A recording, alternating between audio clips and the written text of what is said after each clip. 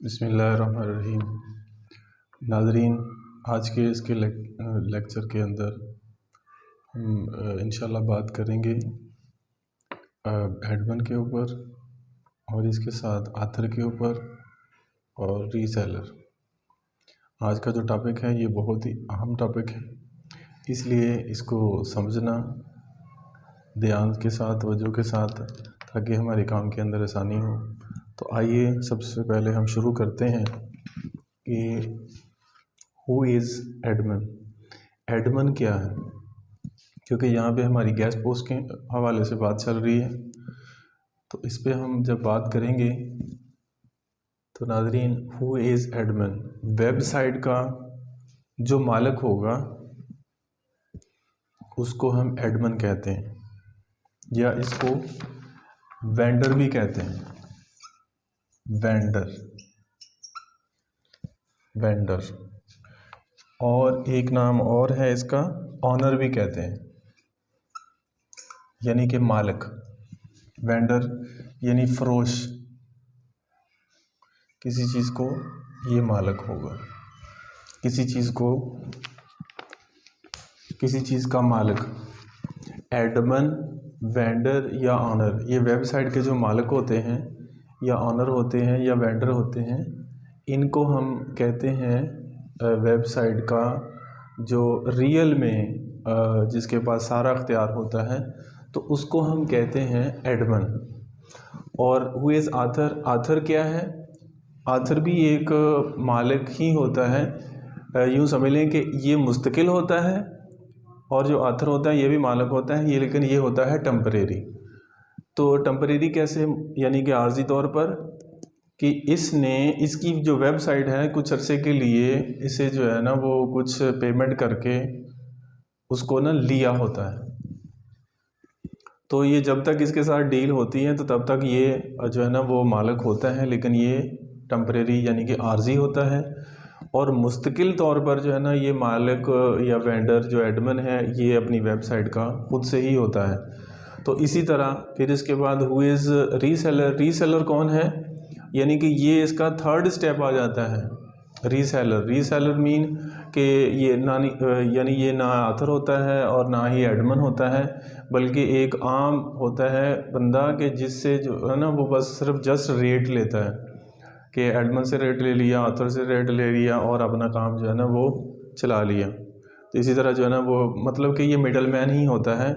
इसको इतना ज़्यादा जो है ना बस क्लाइंट की तरफ से भी कोशिश करता है, ऑथर की तरफ से भी, वेंडर की तरफ से भी, यानी कि इसको हम कहते हैं रीसेलर। यानी इट मीन्स के यानी कि जो रेट्स वगैरह लेते हैं, लिस्टें वगैरह जो है ना उनके रेट वगैरह कलेक्ट करते हैं, और कभी काम मिला कभी ना मिला, यानी कि ये बिल्कुल एक थर्ड मैन होता है।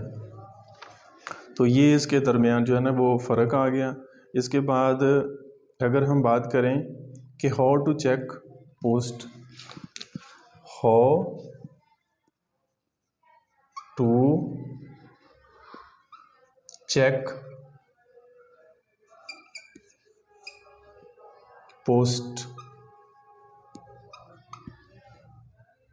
Bye admin and author.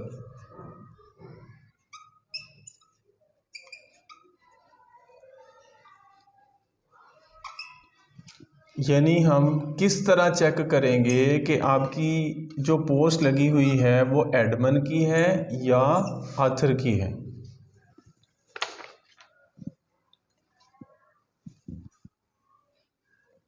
हमारे पास एक वेबसाइट है स्कूब अर्थ।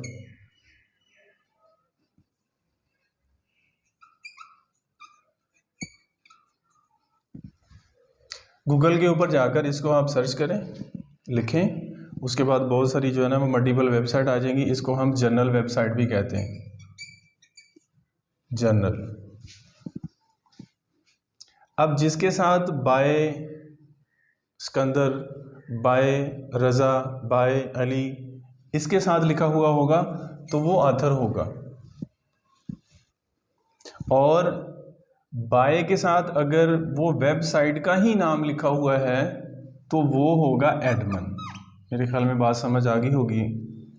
तो इसको मज़ीद क्लेरिफाई करने के लिए हम लैपटॉप पे जाते हैं, तो वहाँ जाकर जो है ना वो इसको मज़ीद जो है ना वो समझते हैं। जी नाज़रीन, तो इसमें ये देखें, आप गूगल पे जब जाएंगे, गूगल पे जाने के बाद वहाँ लिखेंगे scopeearth.com। scopeearth.com लिखने के बाद ये यहाँ पे देखें, ये जो कर्सर चल रहा है ये लिखा हुआ है बाय आदिल हुसैन, बाय सिकंदर ज़ुमान। तो ये जो है ना ये आपके जो है ना ये आथर हैं। फिर ये लिखें लोड मोर आ गया। अब इसको फिर नीचे ले जाएं स्क्रॉल डाउन करते हुए। इसी तरह ये जो बाय के साथ जो है ना सिकंदर ज़ुमान, सूरज वर्मा, ये सारी चीज़ें जो आ रही हैं ये आथर हैं। इसके साथ यहाँ पे नाज़रीन ये यहाँ पे ये जो कर्सर चल रहा है, यहाँ पे बाय स्कोप जो लिखा हुआ है, तो ये नाज़रीन जो है ना ये आपका आ जाएगा स्कोप अर्थ बाय जो के साथ जो लिखा हुआ है, ये है एडमिन, ये एडमिन की पोस्ट है। तो मेरे ख्याल में बात समझ आ गई होगी आपको कि जो वेबसाइट बाय नेम के साथ जो है ना वो आ रही हो, तो वो आपकी होगी एडमिन की या वेंडर की, और जो बाय के साथ जो है ना ये लिखा हुआ होगा तो ये होगी आथर की पोस्ट। जी नाज़रीन, तो आपने देखा कि जो बाय सिकंदर, बाय रज़ा, बाय अली के साथ लिखा हुआ था तो वो था आथर, और जो बाय इटसेल्फ जो है वो लिखा हुआ है, वो जो वेबसाइट आपने सर्च की है उसके नाम के साथ अगर बाय आ गया तो वो वेबसाइट जो है वो एडमिन की होगी। तो इस तरह से हम चेक करते हैं पोस्ट को कि वो एडमिन की है या आथर की है। तो मेरे ख्याल में यहाँ तक जो है ना वो बात क्लियर होगी आप सामीन को।